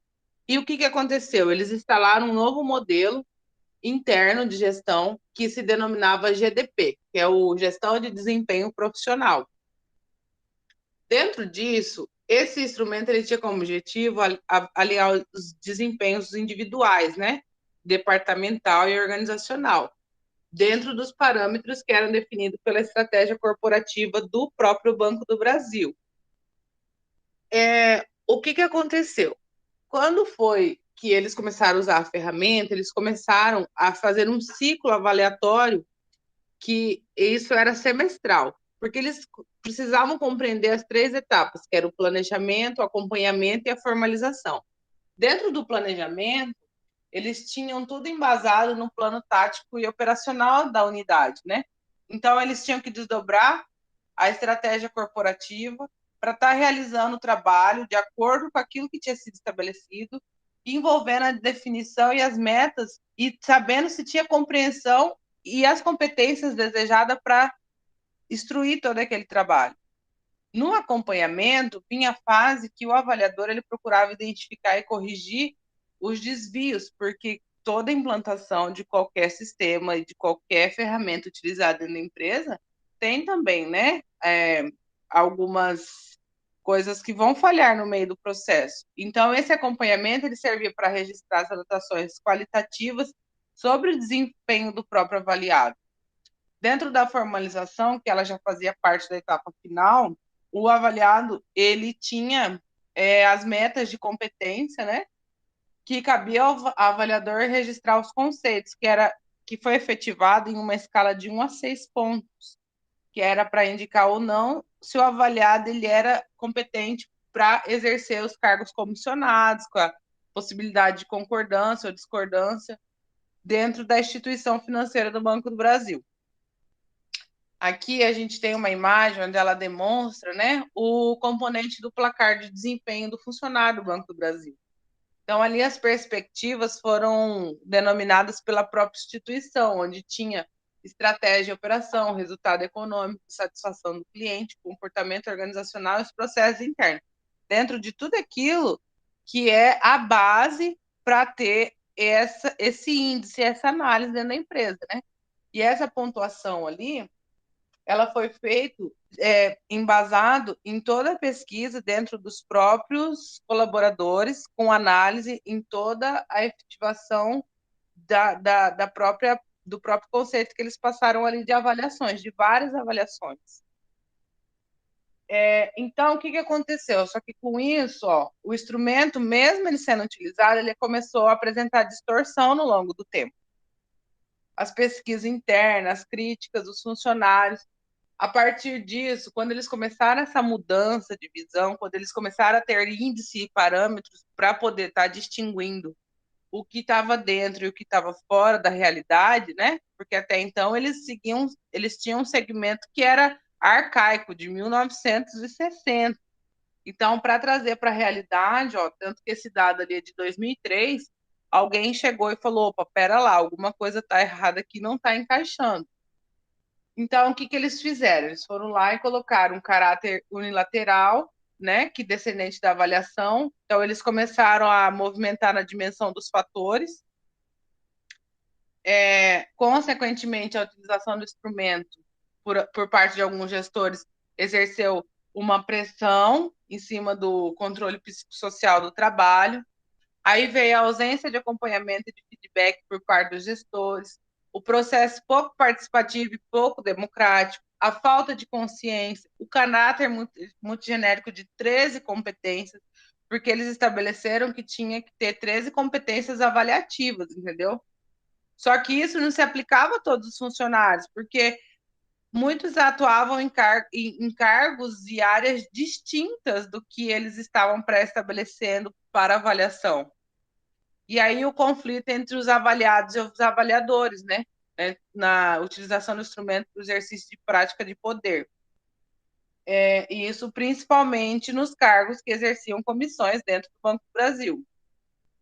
Aí o que aconteceu? Essas deficiências aliadas à mudança na estratégia, no contexto organizacional, indicaram a necessidade de reformulação do modelo de gestão do desempenho até então do vigente banco, que foi quando eles viram que precisava ser mudado, né?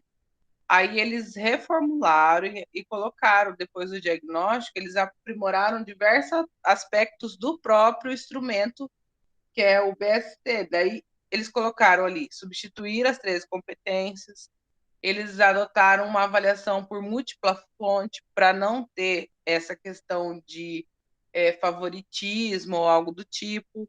Fizeram uma adequação no nome das dimensões de fatores. Eles não obrigaram mais os funcionários a serem indicados, então você não era obrigado a ser indicado para cargos, então você não precisava passar pelo processo de avaliação. O ajuste na escala de avaliação, que é aquela pontuação dentro daquela tabela que foi mostrada para vocês, o fim da necessidade do funcionário concordar ou discordar do conceito, que era uma das perguntas que muitas vezes o funcionário ele não se sentia à vontade em responder, a adoção do mecanismo e o instrumento para estimular o acompanhamento contínuo. Porque o que acontece? Muitas vezes eles aplicavam a ferramenta, só que depois disso não tinha mais feedback, não tinha mais um trabalho, entendeu? Dentro da instituição. Então, eles viram que esse falta de estímulo e da continuidade do trabalho, muitas vezes desestimulava os colaboradores. Então, o que aconteceu?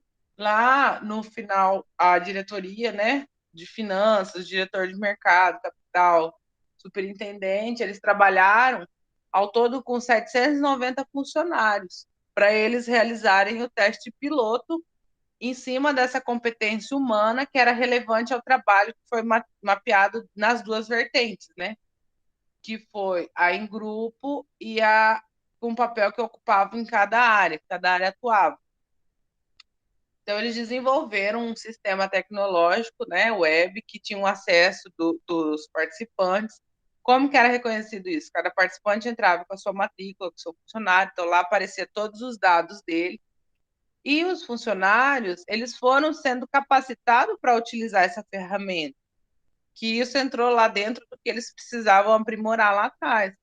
Então, a partir dessa capacitação, de toda essa reestruturação, eles foram formando facilitadores internos, né? Então, todas as unidades ficaram envolvidas e começaram a realizar diversas apresentações sobre o modelo. Por isso que eu falo que, por mais que seja implementada essa ferramenta, que se deu origem lá 20 anos atrás, ela é uma ferramenta que ela é só a base para tudo aquilo que a própria instituição e o próprio colaborador ele pode prestar, né, de conhecimento para a empresa. Então, no segundo semestre de 2004, 790 funcionários eles testaram as mudanças, avaliaram o desempenho por meio desse novo instrumento.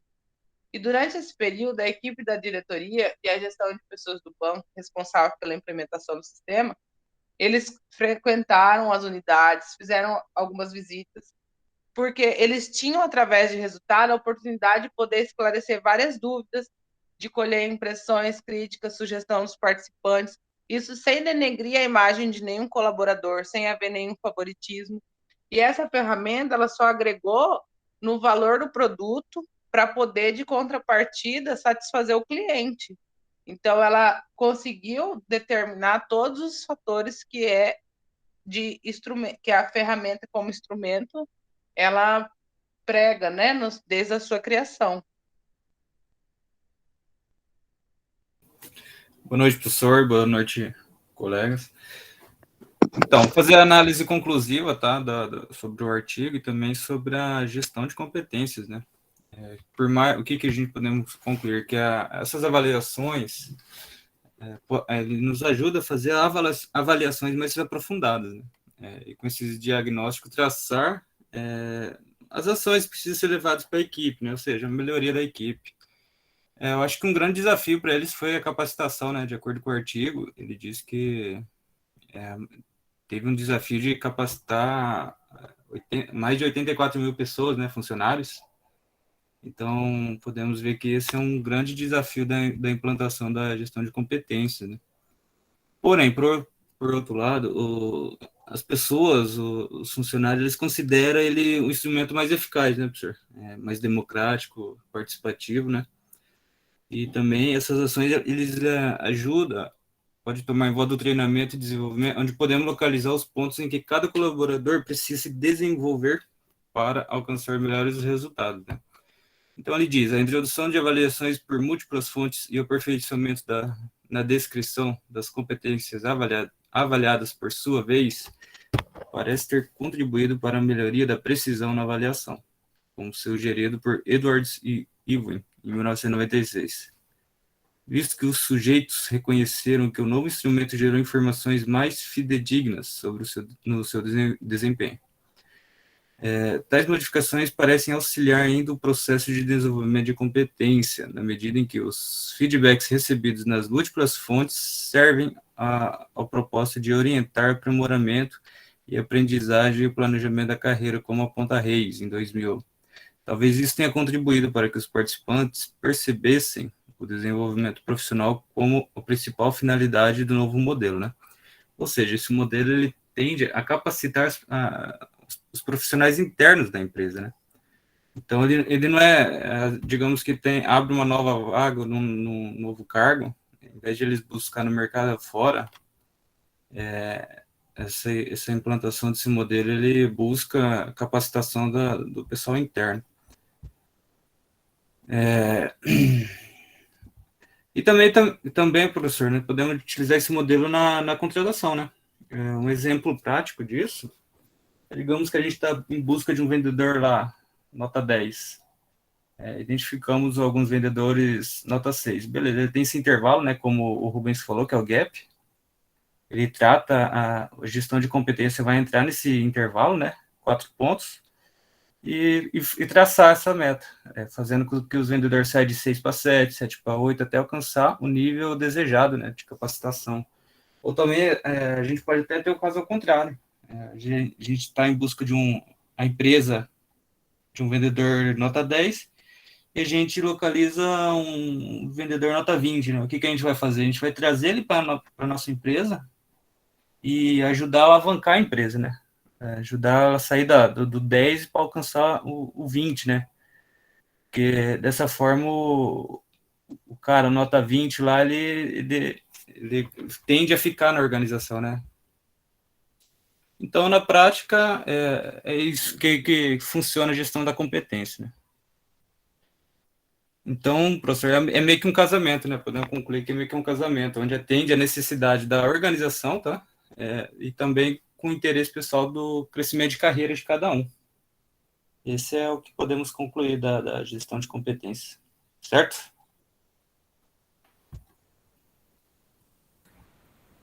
Beleza. Parabéns ao grupo. Se alguém tiver alguma pergunta, professor. Então, esse é um momento de abertura de espaço para alguém.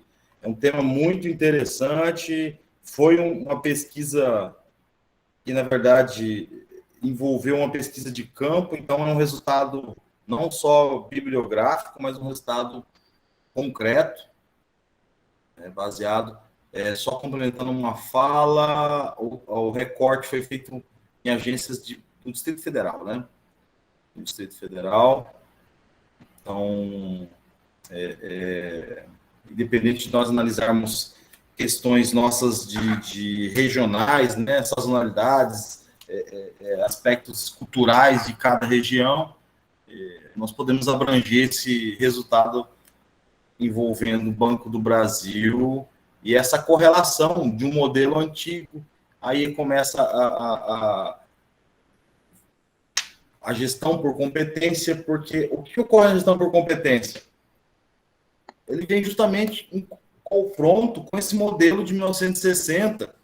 Imaginem vocês, vocês, cada um tem uma habilidade específica, assim como o Jimmy falou. Quando vai lá na construção do tijolo, a pessoa tem uma habilidade. Mas digamos que essa pessoa foi trabalhar na olaria e ela sempre vislumbrou um modelo que funcionasse de forma diferente naquela olaria, e aí aquela habilidade dele, muitas vezes, pode não ter o espaço correto para que possa desenvolver a sua habilidade.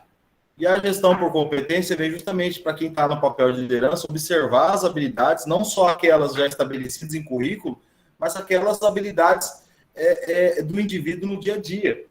E aí entra novamente o BSC, né, Balance Scorecard, ali, que vem justamente para poder triar o intangível. Quando você triava apenas o tangível, o capital intelectual era perdido. Vamos tratar dessa forma. E aí, esse processo de engrenagem da instituição, muitos resultados positivos que poderiam ocorrer, ou até o impedimento de alguns resultados negativos, eles deixavam de ser mensurados, porque você estava ali milindrado num modelo baseado ali em opiniões de superiores, que era aquele modelo antigo, engessado do banco.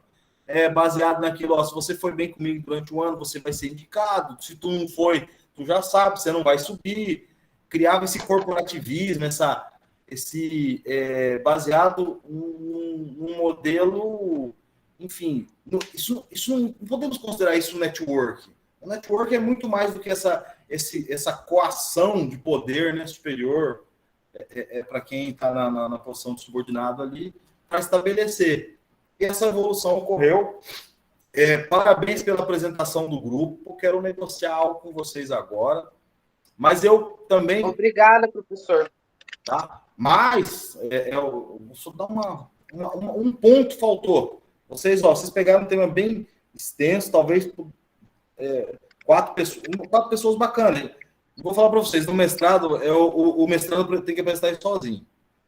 Tá? Então, assim, é bacana prática, né? De você desenvolver, apresentar uma pesquisa de alguém. Daqui uns dias vão estar apresentando as pesquisas de vocês, tá? E é mais ou menos assim que o mundo acadêmico vai seguindo. Vocês apresentaram o resultado, apresentaram o andamento, apresentaram o referencial teórico, apresentaram o ponto principal, que era o Balance Scorecard, apresentaram o que o banco identificou, fez, e aí chegou num ponto ali que faltou. O que, professor? Eu vou falar para vocês aqui, que vocês falaram sobre eu estou com um artigo aberto, é que eu não estou na tela compartilhada, eu acompanhei vocês apresentando e eu com um artigo junto comigo aqui. Vocês apresentaram, falaram de todo o desenvolvimento, foi assim, bem temporal. Quem estava acompanhando a apresentação poderia acompanhar de forma assim, como se estivesse sendo passado um estudo de caso mesmo. E aí chegou aqui no final, aqui, na página do artigo 889. Vocês falaram assim, final de 2004, foi feita uma pesquisa com funcionários que utilizariam um novo instrumento para verificar a percepção deles em relação às mudanças realizadas no modelo. Beleza. Nas próximas sessões são apresentadas, e aqui faltou. Vocês apresentaram o resultado do novo modelo, chegaram no momento que precisavam de um novo modelo, foi feita ali a pesquisa com 790 funcionários, apresentaram o resultado do modelo, mas não apresentaram a metodologia, o modelo. Foi falha minha, professor. Tá? Aí, a metodologia era o que consolidaria dentro da apresentação como é que foi feita a coleta de dados. Professor, mas era muito extenso esse artigo nosso. Pois é, mas e aí, aqui na metodologia, o que eu vou pedir para vocês? Isso num viés mesmo acadêmico, tá? Vocês fizeram a conclusão porque aí vocês já pularam lá para conclusão e recomendação que foi o Paulo. O que faltou? A coleta. Imagina vocês vão apresentar uma empresa e aí falta... Como vocês fizeram esse resultado aqui? Qual foi o método que vocês adotaram para mudar? Depois de 60, 40 anos, o mesmo modelo? Como me fala? Vocês já falaram que é esse PSC. Digamos, alguém leigo perguntando, mas como foi o trato com essas 790 pessoas? É onde vocês pularam. Que aí vem falar de todo esse processo de amostragem. Tá? E aí, o outro ponto é a caracterização da amostra, resultados e a discussão. E aí, por último, é que viria a conclusão. Que aí foi a parte que o Paulo falou, tá? Mas, assim, o que eu quero combinar com vocês agora? 8h50, alunos do OSM estão presentes, todos? Tem alguém que eu não posso ser injusto? Eles estão aguardando, professor. Quero chamar eles para um acordo daquele tempo do fio do bigode. Está gravado, mas né? Fio do bigode. Quem que está aí? A Tatiane, Roberto, que eu estou vendo aqui, né? Estou aqui, professor. A Sandy também, né? Que eu lembro que são os... eu também, professor, Ricardo. Ricardo. Nós temos a aula do dia 20, correto? Eu quero combinar com vocês. Temos mais um grupo para apresentar, que é o grupo Ivanilza e... Quem mais aí? Ivanilza, eu não estou com o nome, não está aqui, mas tem um terceiro grupo para apresentar ainda. E eu precisava terminar a disciplina de OSM. Eu quero propor para vocês, como ficou um grupo pendente, nós estabelecemos essa apresentação para o dia 20, e aí eu já emendo com a aula de OSM para concluir, e aí eu vou deixar a apresentação de OSM para o dia, e aí eu abri aqui os relatórios com vocês, primeira aula que ocorrer em janeiro. Combinado? Vocês querem ficar até as 10 hoje? A gente vai, não tem problema. Não, professor. Mas tem que ser... Deixa para janeiro. Podemos combinar assim, porque aí... Mas aí, na próxima aula, pessoal de OSM, presente, porque nós vamos dividir os grupos, tá? Eu termino o conteúdo de OSM e dividimos os grupos para apresentar em janeiro. E aí, o último grupo que não apresentou hoje, não vai dar, vai ser 9 horas, que não apresentou hoje, vai apresentar no dia 20. Combinado? Professor, então vê se eu entendi. A nossa apresentação vai ficar para o dia 20, e daí o senhor vai terminar ainda o conteúdo de OSM e a apresentação de OSM só em janeiro? Só dia 4, exato. Ou ficamos hoje até 10h40, para a gente continuar. Vocês apresentam e depois eu começo a OSM. Para mim, não tem problema. Professor, vamos... Eu acho que essa sua primeira opção é ótima, só que eu acho que também, se o senhor pudesse dar uma adiantada em alguma coisa nessas aulas aí durante essa semana, tem bastante horário vago aí pra galera. Que concilie, claro, né? Então, mas horário vago, como assim? Igual, por exemplo, a gente já não tem mais aula em algumas matérias específicas, entendeu? Que dia? Então, de repente, na quinta, na sexta. Sexta eu tenho aula. 4, administração. De repente, o senhor fala com o líder, né? É a Carol, né, Carol? Tá, mas o que a gente... Sou eu, professor. Dava para nós termos aula na terça e na quarta, a gente tem aula só até às 8. Quarta Então, Mas quarta também tem disciplina de matemática financeira. E Tem na que ser terça? após a matemática. E na terça às 8. Mas aí seria amanhã. Isso. Aí apresenta o grupo, já apresenta, entendeu? Não, mas já aí vai adiantando, professor. Mas para eu o que eu posso fazer é transformar essa terça amanhã, estou olhando meu calendário ali, o dia 18. E aí, vocês não têm aula amanhã? Não, eu não. Pessoal, porque... Nós temos até às 8. Até às 8? É. E aí eu posso, após as 8... Eu tenho aula amanhã, prof. Você tem? Eu tenho. Às 4? Até que horas, Gu? Nós temos na terça-feira do quarto ano só as 2 primeiras aulas, professor. As 2 últimas nós não temos. Do quarto ano. Tá. Não é as 2 primeiras. Nós temos aula até às 8 horas. A Yara não dá mais do que 1 hora de aula. Não, é exatamente. Mas a Yara não dá toda a aula. Ela dá, acho que 40 minutos só, né? Certo. E o Jimmy, é a mesma situação, Jimmy? Amanhã a gente tem a apresentação, prof, a aula dela vai ter mais ou menos isso aí, 8h30 no máximo. Tá, mas depois das 8h30 vocês não têm aula, não estão com vínculo com ninguém. Não posso fazer essa... Não, né?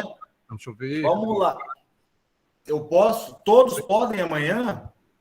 Mas Às aí é o 9? seguinte, tem que ser combinado geral. Às 9? Vamos fazer lá no grupo combinado. Sim, eu posso. Pode? Professor, às 8. Não, vocês vão acabar 8 ou 8h30? 8h30? 8. Aí a Ivanilza já apresenta o grupo dela. O Jimmy já apresentou. Mas só que vai contar a falta. Quem não vier... Não, ele entra depois. Não. É só um professor. É só uma pessoa. O que uma pessoa se fala que... Não, mas não é 8... E é depois das 8. Acaba às 8, Nós, 8 então. horas, estamos liberados. Tá. É que eu não quero ter conflito, por exemplo, digamos que a professora queira ficar um pouquinho mais. Aí eu não posso... Não, ela não fica, professor. Uhum. Que dia, professor? Em meia hora eu perco vocês, né? Entre 8h30 já era, né? Não consigo... Oi, Ricardo. Que dia que você está falando? Se para hoje ou não? Para amanhã. Amanhã? Depois das aulas da professora Yara. Yara. Não, beleza. A Yara é tranquila. A Yara termina rápido. Então tá. Por mim, beleza, né? Sei os outros. Terça eu consigo, na quinta eu não conseguiria. Quinta eu tenho compromisso, não teria como. Mas amanhã eu consigo. E aí, dia 20, a gente já vai... Só que eu estou antecipando o assíncrono, né? Dia 18. Aí eu não passo atividade dia 18. Aí fica combinado. Aí vocês, quem vier, tal, aí eu estipulo a presença, porque não tem vínculo à presença, né? Pode ser? Quem não vier, eu vou dar falta lá de abril. Eu vou vir, professor. Combinado, professor. Mas tá todo mundo de OSM. Carol, Seria legal. Tá todo mundo presente? Professor, você deixa eu entender, isso daí vai ser da segunda aula ou da primeira aula ainda que vocês estão conversando? É que eu entrei na metade da conversa. Vai ser, eu vou terminar, vai ter a última apresentação, eu tô abrindo aqui a chamada, e vai ter eu vou terminar o SM, para definir os grupos. Tudo isso amanhã. Ah, sim, tudo bem. Tá? Mas hoje eu vou dar presença geral. Só quero saber quem tá todo mundo aí. Presença geral, assim, né? Os que estão agora. Professor, Ah, e aí amanhã também a aula não vai se estender mais do que 9, 9 e 10, né? não, a apresentação acabando, o SM eu vou só terminar o conteúdo e dividir os grupos. Não tem. Só se a gente ficar. Enfim, você vê, ó, eu acho que foi muito rico hoje. Nós não pensamos no tempo, acaba ocorrendo isso, né? Foi bem produtivo. Eu não limitei vocês com tempo. Por mais que vocês saibam que TCC tem um prazo, né? Vocês têm um tempo limite, né? De apresentação. Mas esse não era o momento para treino, era o momento para realmente aprofundar a questão dos artigos. Aline Renovato falta, né? Aline Pompeu não veio, Ana Carolina presente. Então já combinado, né, Ana? Sim. André não veio, Ariel também não, Caroline não, Cláudia? Presente aí, Cláudia? No chat, professor. No chat, tá, desculpa, eu não estou então, mais combinado também, Cláudia amanhã, Daniel não, Juliana não, Ingrid não, e Vanilza, combinado, Vanilza? Professor, por mim está combinado, só que é o seguinte, eu vou fazer a minha apresentação amanhã e não vou ficar para a segunda aula, porque a minha defesa vai ser na quarta-feira. Daí eu tinha tirado amanhã à noite para me dar uma estudada no meu trabalho. Mas já que o nosso trabalho ficou para amanhã... Não, é por isso que eu pensei amanhã, porque vocês têm TCC na quarta, não tem? Isso, só que daí eu tenho que dar uma estudada no meu trabalho. Então eu vou apresentar o meu trabalho, só que para a segunda aula, já estou avisando aqui agora que eu não vou estar presente. Só que o nosso grupo já está formado de OSM também. Aí as meninas depois elas me passam o tema. Repete o mesmo grupo, né? Então, tá. Isso mesmo. Não, tranquilo, sem problema. Tá como disse, você está com sobras em caixa, que pode, né?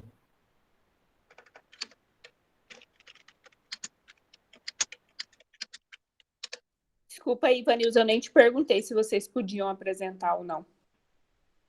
É isso, mas vocês podem amanhã, né? Tranquilo, né? A gente está fazendo esse combinado. Sim, mas professor, a apresentação dá para a gente fazer amanhã, só que daí eu não digo igual eu falei para o senhor, não vou prometer que eu vou ficar para o segundo tempo, porque eu tenho que dar uma revisada no meu trabalho, né?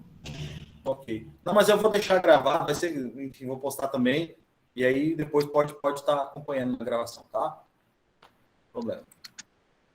Eu não vou, nesse caso aí, eu vou observar, questão de falta, né?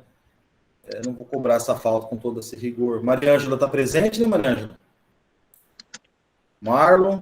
Sim, professor, presente. Mariana, Matheus não, Patrícia não, Paulo Eduardo? Presente. Ricardo José? Rubens Ursino? Suelen Munhoz? Presente. Deixa eu só rapidamente conferir terminamos aqui o planejamento, só para eu de OSM, daqueles que eu não chamei agora aqui, para não ter... Professor, o senhor já tem os temas? Como que é? Quantos grupos vai ser? Vai repetir os grupos? Vamos, uma média de 3 grupos aí, exato. Então vamos deixar, já está dividido os grupos, professor. Né? Já Pronto. fica. Mas eu preciso terminar a aula, né? Sim, não, sim, é só para não virar uma discussão. Ah, não, ótimo. Então. Mas e também, professor, o senhor podia postar já sobre o que é o tema, que daí a gente já vai adiantando, né? Para não ficar em cima, tipo, às vezes tem alguém que pode... Quem nasceu de 7 meses aí? Vamos lá, Cláudia está presente, né? Daniel, não. Emily, tá presente? Eu vou ver se eu consigo postar, mas vamos. Peraí, deixa eu pensar certinho essa decisão. Emily, não. Gabriele, não. Ivanilza, né, que é referente ao SM, eu tô fazendo aqui a chamada, tá? Giane, que aí abrange as duas disciplinas. Jones, não. Zermison, não. Ludmila, que abrange as duas disciplinas. Maria Ângela. Professor, eu só faço a última. Hum? Eu só faço a última matéria. Quem? Não é as duas. Ludmila. Isso, não, Ludmila. Não, eu tô só confirmando que você tá aqui na. Beleza, você tá na última aula. Eu falei que você estava nas duas? Então falei errado, desculpa. O Marlon, as duas. Presente. É que eu falei assim, aí eu vou verificar o que faz dessa. Acabei misturando a fala. Mariana, que faz as duas. Matheus, não. Natan, veio hoje o Natan? Não, né? Tá aí. Patrícia, não. Ricardo, ó, faz as duas. Roberto. Presente, professor. Roberto só faz essa, né, Roberto? Não Sim. Isso. O Sandy também só faz. Presente, professor, só faço SM. Suelen faz as duas. Tatiane só faz essa, né, Tatiane? Tatiane, tá aí? Tá. Combinado, pessoal? Tá tudo gravado nosso acordo aqui, fio do bigode. Combinado. Então, amanhã, às 20, eu já mando no grupo o link e a gente já começa. Peço para todos estarem presentes, enfim, principalmente que vão apresentar, os demais também, mas é vinculado à aula 5 do dia 18, que aí a gente já mata amanhã. Interrompendo a gravação, boa noite a todos. Boa noite.